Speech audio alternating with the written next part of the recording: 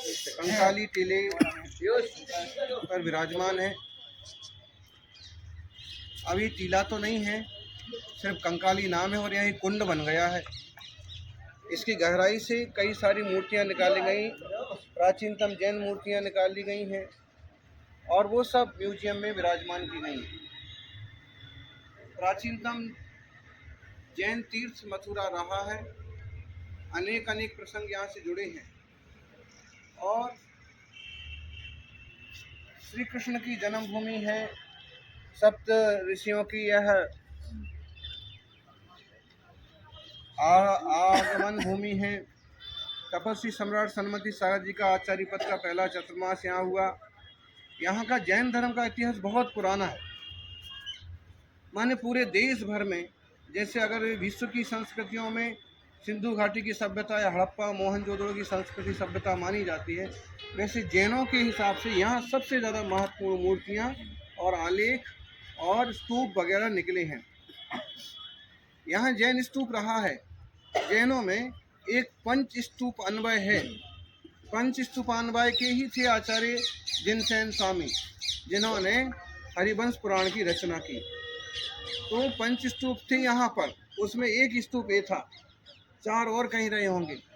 अब इस एक की भी खुदाई हुई तो बहुत सारी जैन मूर्तियाँ निकली, कुछ बुद्ध अवशेष निकले और अर्धफालक मत संप्रदाय के भी कुछ उल्लेख मिले। इस पर बड़ी गोष्ठियाँ हुई हैं, किताबें लिखी गई हैं, लेकिन जैनों की उदासीनता तो गजब की है। इतना बड़ा मुनि संघ है लेकिन मथुरा के श्रावकों का पता नहीं। ऐसे ही जहाँ शिवलिंग निकलता है वहाँ शिव जी का मंदिर बन जाता है, जहाँ कोई चिन्ह मिलता है वहाँ मंदिर बन जाते हैं, बनना चाहिए। जैनों की इतनी सारी मूर्तियाँ निकली और वहाँ कुछ भी चिन्ह नहीं छोड़ा है। एक खड्डा, एक छोटा सा एक बावड़ी टाइप का बना के छोड़ दिया।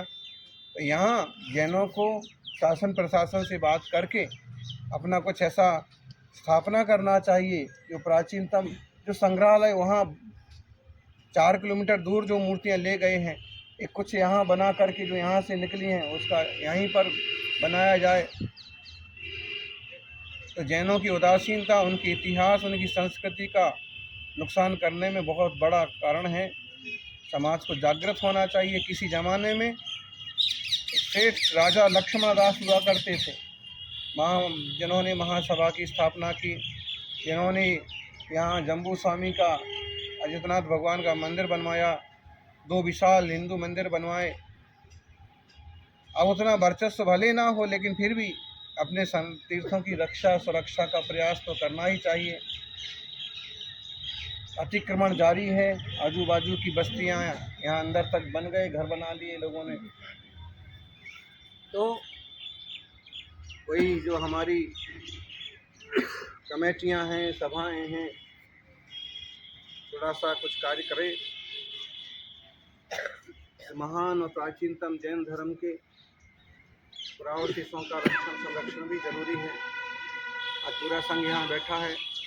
रास्ते में श्री कृष्ण जी की जन्मभूमि के भी वहाँ भी गए, क्योंकि वहाँ जो अभी निर्माण है उसमें ऐसे कोई चिन्ह नहीं है, वो तो सब 150 साल पुराने ही हैं। लेकिन मूल जो है उससे लगी हुई मस्जिद के नीचे दबे हुए हैं।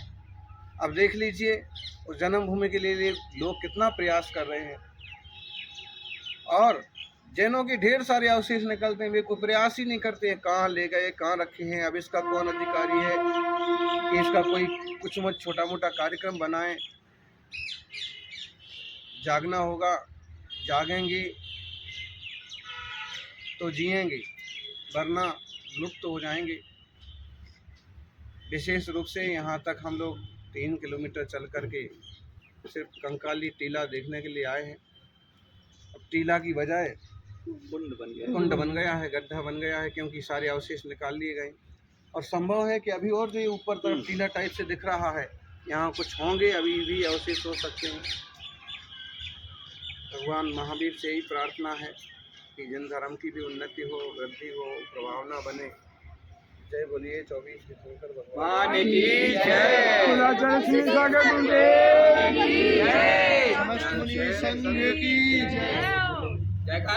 गुरुदेव का जय जय गुरुदेव। पुनीत जी भी आना चाहिए, शरद जी, ताल मंदिर वाले। शरद जी पुनीत जी भाई जो है क्या नाम से